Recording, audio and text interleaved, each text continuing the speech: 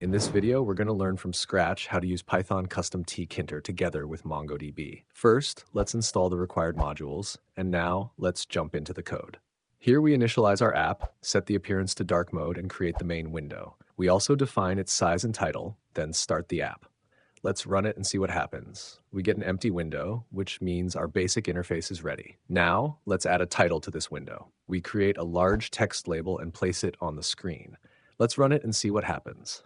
Now we can see a clean title at the top of the app. It gives context to the user and makes the interface look more complete. Let's continue. Next, we want to get input from the user, so we add an entry field. It's wide readable and perfect for typing data. Let's run it and see what happens. Now we have a text box where the user can type something. Simple but essential. Now we add a button, but instead of placing it directly onto the main window, we use a frame. A frame is basically a container that helps us organize widgets more cleanly. This becomes really useful when we want to align multiple buttons side by side or keep our layout structured instead of messy. Inside this frame, we create our save button. We adjust its size, font, and colors to make it stand out. More importantly, we connect it to a function, so when the user clicks it, something actually happens. We place the button inside the frame using a grid system, which gives us better control over positioning.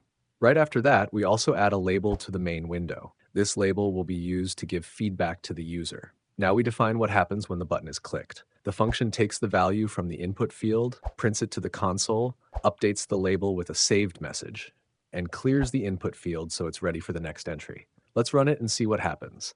When we type something and click the button, the value is printed in the console and we see the saved message on the screen. So now we can take input and respond to user actions. Great. Now let's connect this to a real database. Here we connect to MongoDB. We're connecting to our local server, then selecting a database and a collection. If they don't exist, MongoDB will automatically create them for us.